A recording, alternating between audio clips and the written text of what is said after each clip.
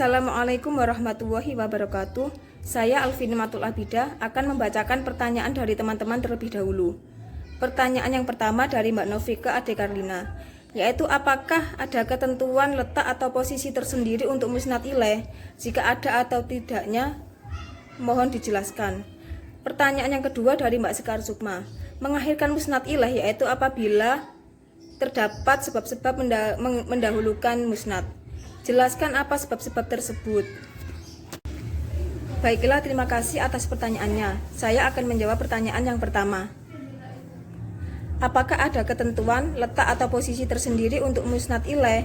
Jika ada atau tidak, mohon dijelaskan. Jadi jawabannya, posisi musnad ilaih dalam kalimat terdapat pada tempat-tempat berikut ini. Yang pertama, yaitu fa'il, yang kedua naibul fa'il, yang ketiga mubtada, yang keempat isim kana dan sejenisnya, yang kelima isim inna dan sejenisnya, yang keenam maf'ul pertama donna dan sejenisnya, dan yang terakhir maf'ul kedua dari aro dan sejenisnya. Untuk lebih jelasnya lagi, kita langsung menuju ke contoh berikut. Contoh pertama fa'il, seperti kalimat khotamallahu ala qulubihim. Fa'ilnya yaitu lafadz Allah. Di kalimat ini tidak ada sebab-sebab untuk mendahulukan atau mengakhirkan musnad ilaih. Selanjutnya, contoh yang kedua naibul fa'il, seperti kalimat kutiba alaikumus syiyamu. Naibul fa'ilnya asyiyamu, dan di sini juga tidak terdapat sebab-sebab untuk mendahulukan atau mengakhirkan musnad ilaih. Yang ketiga mubtada, seperti kalimat Allahu nur samawati wal ardi. Lafadz Allah ini mubtada. Jadi di sini tidak ada sebab-sebab untuk menjadikannya musnad ilaih diakhirkan atau didahulukan. Yang keempat isim kana dan sejenisnya. Contohnya wa kana Allahu aliyan hakima. Di kalimat ini juga tidak terdapat sebab-sebab didahulukan atau diakhirkannya musnad ilaih. Yang kelima isim inna dan sejenisnya. Contoh innal munafiqina lakadzibuna.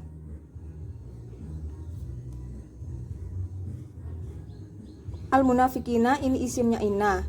Di sini juga tidak terdapat sebab didahulukan atau diakhirkannya musnad ilaih. Yang keenam, maf'ul pertama donna dan sejenisnya. Contoh, dhonnal ustadzu Muhammadu wa'iban. Di sini juga begitu, tidak terdapat sebab-sebab didahulukan atau diakhirkannya musnad ilaih. Yang terakhir yaitu maf'ul kedua dari aro dan sejenisnya. Contoh, ra'aitu annat tullaba mujtahidina dirasatihim. Yang dimaksud maf'ul kedua dari aro yaitu lafadz mujtahidina. Di sini juga tidak terdapat sebab-sebab didahulukan atau diakhirkannya musnad ilaih. Jadi apabila tidak ada sebab untuk mendahulukan atau mengakhirkan musnad ilaih ini terdapat di posisi-posisi tersebut yang tadi saya sebutkan. Selanjutnya, jawaban dari pertanyaan yang kedua. Tadi kan saya jelaskan, musnad ilaih boleh diakhirkan jika terdapat sebab-sebab untuk mendahulukan musnad. Jadi, di sini saya akan menyinggung sedikit mengenai pembahasan tentang musnad, karena musnad dan musnad ilaih itu sangat berkaitan erat. Langsung saja, sebab-sebab tersebut diantaranya yang pertama yaitu untuk mengkhususkan musnad ilaih, seperti walillahi ma fis samawati wa ma fil ardi wa ilallahi turja'ul umur. Kepunyaan Allah lah segala yang ada di langit dan yang ada di bumi, kepada Allah lah dikembalikannya segala urusan. Ayat ini memberikan pengertian bahwa segala sesuatu, baik yang ada di bumi maupun yang ada di langit, adalah milik Allah. Yang kedua, tanbih, yaitu mengingatkan bahwa musnad berkedudukan sebagai khabar bukan sebagai sifat. Seperti syair berikut, lahu himamun wala muntahali kibariha wa himmatuhus sughra ajallu minad dahri. Baginya banyak cita-cita dan tidak berpenghabisan karena banyaknya, dan cita-citanya yang kecil-kecil lebih besar daripada masa.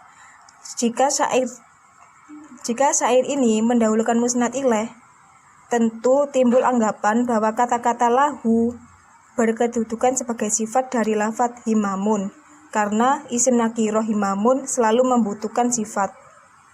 Yang ketiga, tafa'ul, yaitu mengharap kebaikan. Seperti sebuah syair berikut. Sa'idat bagur roti wajhikal ayyamu wa tazayyanat bibako ikal a'wamu. Berbahagialah hari-hari itu dengan tanda pada mukamu, dan menjadi indah sepanjang tahun itu dengan adanya kamu. Lafadz sa'idat di sini merupakan musnad yang didahulukan karena untuk mendapatkan kebaikan. Terakhir, tasawuf, yaitu merindukan atau mendorong hati untuk mengetahui berikutnya.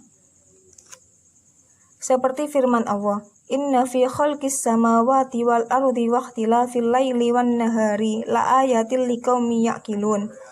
Sesungguhnya dalam penciptaan langit dan bumi silih bergantinya malam dan siang, sungguh bagi kaum yang memikirkan.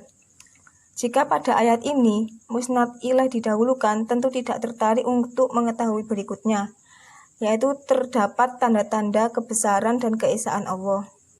Jadi, sebab-sebab itulah yang menjadikan diperbolehkannya musnad ilaih diakhirkan, sedangkan yang musnad didahulukan. Cukup sekian dari saya. Wassalamualaikum warahmatullahi wabarakatuh.